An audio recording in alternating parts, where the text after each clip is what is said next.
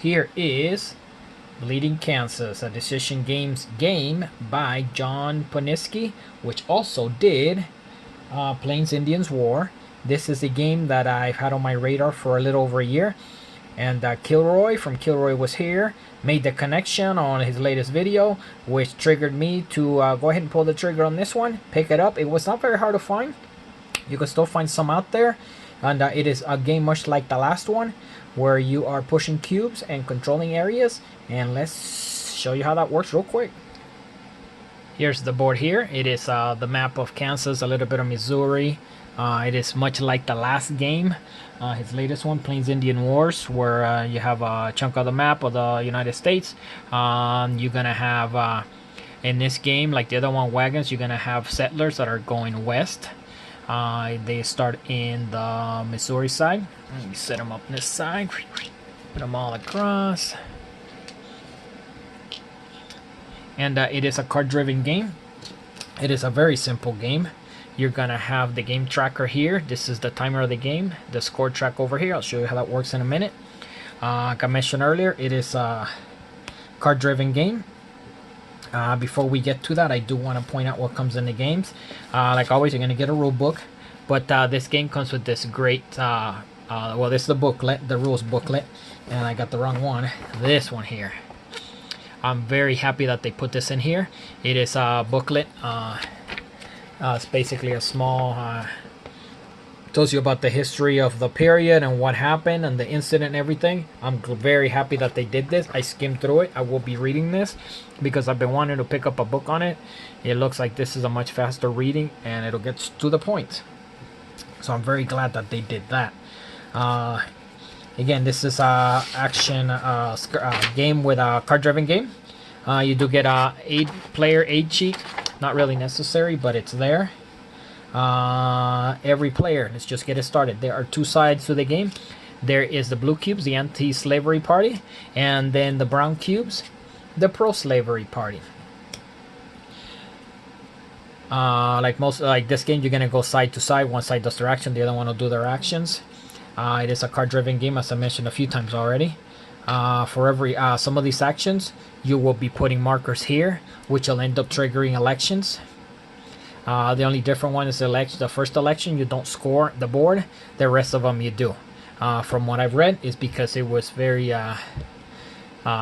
it wasn't a fair election. Let's just leave it at that. So we're not counting points there.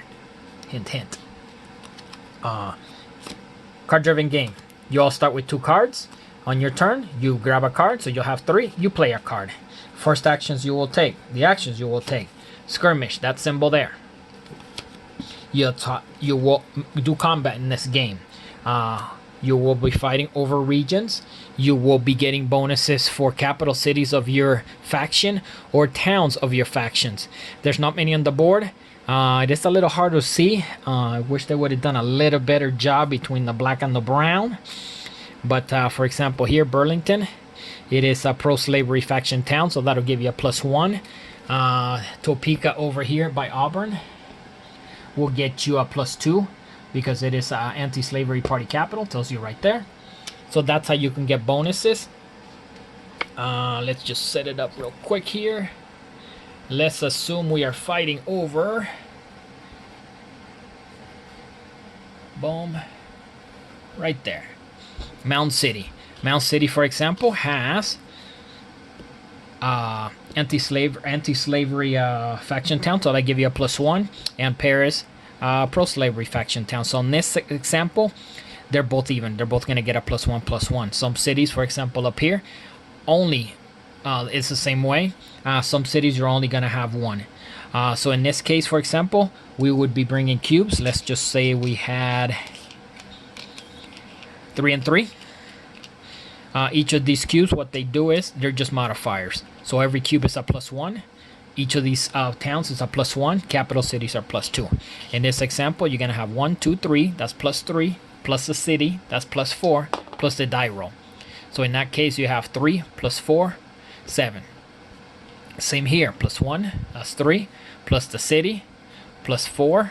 Plus the die roll. That's 8. Highest number wins. In this case, the brown cube wins, the pro-slavery party. If you win by 1 or 2, the losing party retreats. If you win by 3 or more, the losing party loses 1 cube. So that's one way to lose the other party to start losing cubes. In this case, they retreat. So the losing party, the blue in this case, will take one of their cubes and retreat them wherever they want. Say they push them this way. Then the winning party will take one of them and they'll push them wherever they want. And then the other one will do that. You'll keep doing it until they're all gone. There's a 5 cube limit per faction on each area. And that's battle in short. Again, the other one was the capital cities. If you happen to be in them, they give you a +2 bonus. So you might want to be in those areas, especially when you're trying to convert white cubes, which I'll show you in a minute. The other action is migration. The wagons. And what they will do is you will take all the white cubes, which are the settlers, and they're all going to move over. They're going to start migrating west. And you get to push them which area you want, because you will be able to convert them on another action. The next action is movement. The boots, where you will take all the cubes of your faction from one region and you will get to move it to an adjacent faction. You can move them all, 1, however many you want. Again, 5 cube limit. Burn cities is a burn. You will be able to wherever you have a cube, at least 1, you will be able to place a burn marker into a city of the opposing party. Let's say we were here. You'll be able to go ahead and burn Paris down here. So you can go ahead and burn Paris there. Now when you burn a city, you will take one of these markers of your color. Let's say the blue one did the action. You will take the violence side, which is looks like a burn marker, and you will place it on the first open area, and that is the timer for the game. Same with the skirmish. When you win a skirmish, in this case Brown won it, they would have put a violence marker there, and once there's all the way to the election, then you will score the board, and then all the way to the end till we start the Civil War, and there's your point marker. We'll go that in a minute. The next action you'll have is politics, which will be the Capitol building there. On that one, it's very simple. All you're going to take is one of your tokens here, one of your chits on the politics side.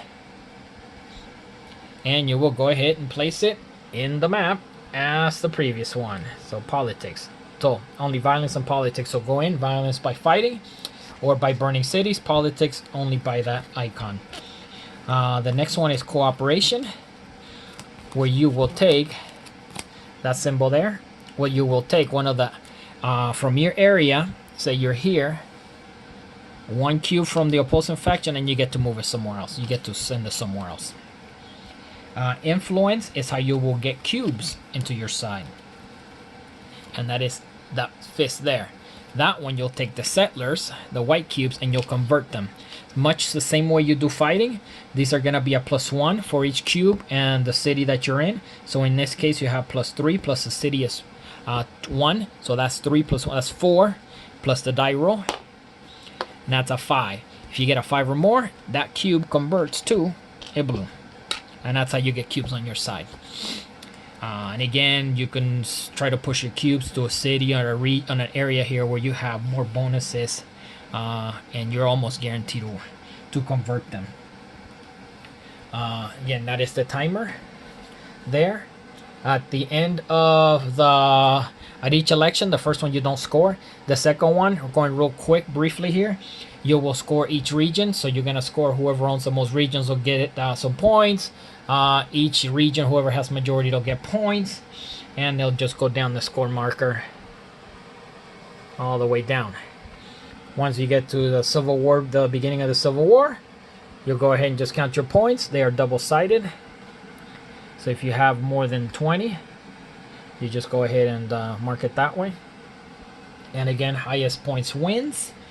It is like I said, a card-based game. Going real quick over the election scoring.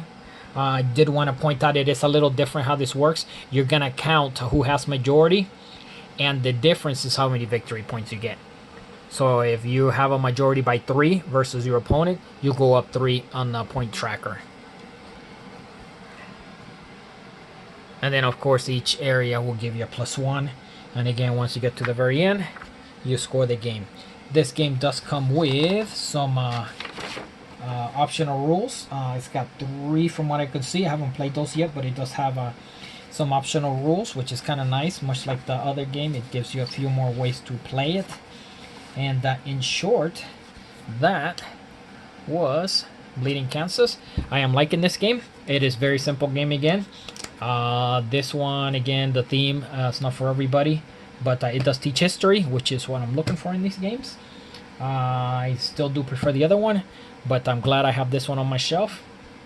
And there is room for both of them, as we all have plenty of room in our rooms here. So that was Bleeding Kansas. Thanks for watching.